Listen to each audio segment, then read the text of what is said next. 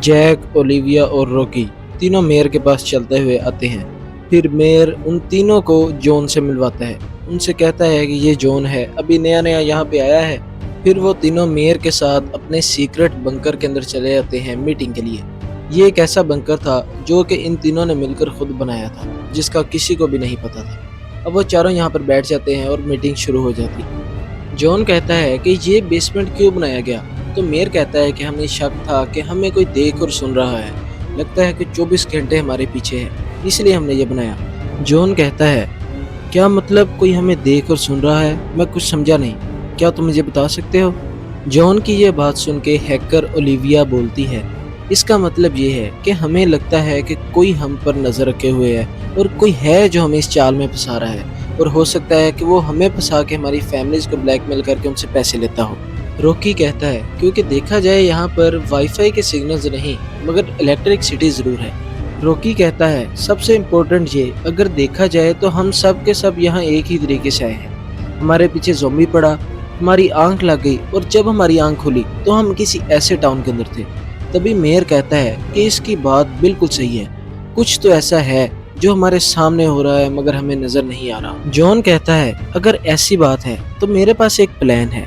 अगर हम सब यहाँ पर हैं और यहाँ पे इलेक्ट्रिसिटी भी मौजूद नहीं, तो जरूर उनका कोई एक आधा बंदा हमारे बीच मौजूद है जो उनको हर खबर से आगाह करता है। हमें सबसे पहले यहाँ पे जितने भी लोग मौजूद हैं उनके नाम की लिस्ट बनानी होगी। अगर वो बंदा हमारे हाथ लग गया तो हम उससे इन्वेस्टिगेट करके इस जगह का राज पता करवा सकते हैं और सबकी लाइफ को महफूज कर सकते हैं। मेयर ये प्लान सुन के कहता है कि बहुत अच्छा प्लान है। जैक कहता है कि इस प्लान के अंदर मैं जॉन का साथ दूंगा। ओलिविया कहती है, मैं यहाँ रहकर कोई रोड सिग्नल, कोई वाईफाई का सिग्नल या किसी के फ़ोन के सिग्नल को कैच करने की कोशिश करूंगी, और अगर मैं ये करने में कामयाब हो गई तो हम यहाँ बैठ के वाईफाई से कनेक्ट होने के बाद बाहर किसी से भी राब्ता कर सकते हैं। रॉकी कहता है कि मैं मेयर के साथ रुकूंगा, क्योंकि मेयर की जान को खतरा भी हो सकता है अगर उनका कोई बंदा हमारे बीच मौजूद है। सब प्लान को डन करते हैं और फिर वो अपने अपने घर की तरफ चले जाते हैं, क्योंकि रात होने ही वाली थी। यहाँ दिखाया जाता है कि जॉन अपने घर के बाहर फायर लाइट्स लगा रहा था। जॉन अपने घर के डोर्स और विंडोज चेक कर ही रहा होता है कि तभी एक लड़की जेसिका उसको नजर आती है। वो कहती है, हाय जॉन, तुम कैसे हो? मैं तुम्हारी नेबर हूँ। तो जॉन कहता है कि तुम्हें तो इस टाइम अपने घर होना चाहिए था, तुम बाहर क्या कर रही हो? ज़ॉम्बीज़ कभी भी आ सकते हैं। जॉन का ये एग्रेसिव बिहेवियर देख के जेसिका वापस चलने लग जाती है। फिर जॉन को बुरा लगता है। जॉन उसको कहता है, रुको, तुम मुझे बताओ आखिरकार तुम यहाँ पे आई क्यों थी? तो जेसिका डरते हुए बोलती है कि मुझे अपने घर में बहुत ज़्यादा डर लग रहा था, तो मैंने सोचा शायद मैं तुम्हारे साथ आज की रात रुक सकती हूँ। रात बहुत ज़्यादा हो चुकी थी, तो जॉन उसको अंदर आने के लिए अलाउ कर देता है। उसके बाद वो दोनों मिलके सबसे पहले घर की खिड़कियाँ और दरवाज़ों को अच्छे तरीके से चेक कर लेते हैं। उसके बाद जॉन जेसिका को अपने रूम में बिठा के चाय बनाने के लिए चला जाता है। जॉन चाय बनाकर वापस आता है और जेसिका के साथ बैठ के पूछता है कि तुम यहाँ पर किस तरह आई? तो जेसिका अपनी स्टोरी शुरू करती है और कहती है कि एक दिन मैंने फूड डिलीवरी की, मगर लेट होने की वजह से वो कह रहे थे कि आपको खुद आके पिकअप करना होगा। रात के कोई लगभग 2:30 बज रहे थे। मैंने अपनी गाड़ी निकाली और मैं रेस्टोरेंट पे पहुंची, डिलीवरी पिक की और मैं अपने घर आई।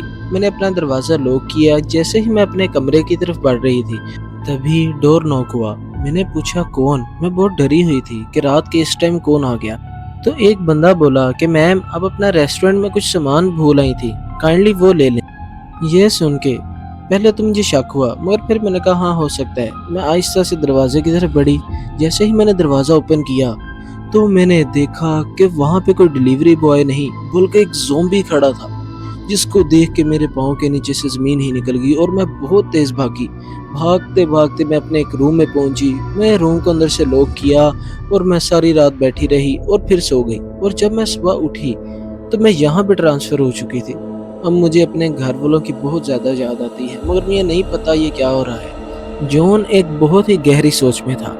तभी जेसिका ने पूछा कि जॉन, तुम क्या सोच रहे हो? जॉन ने कहा, आखिर हम ही क्यों? ये सब कितना अजीब है और अभी तक हमें कोई ढूंढने क्यों नहीं आया?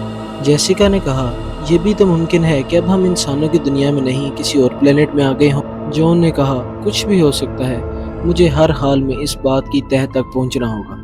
दूसरा सीन दिखाया जाता है कि मेयर और रॉकी विंडो से बाहर देख रहे थे कि बाहर बहुत ज़्यादा ज़ॉम्बीज़ हैं जो इधर उधर फिर रहे हैं। उसके बाद रॉकी को बहुत ज़्यादा गुस्सा आता है और वो कहता है कि अगर मैं बाहर होता तो मैं इनका थोबड़ा तोड़ देता।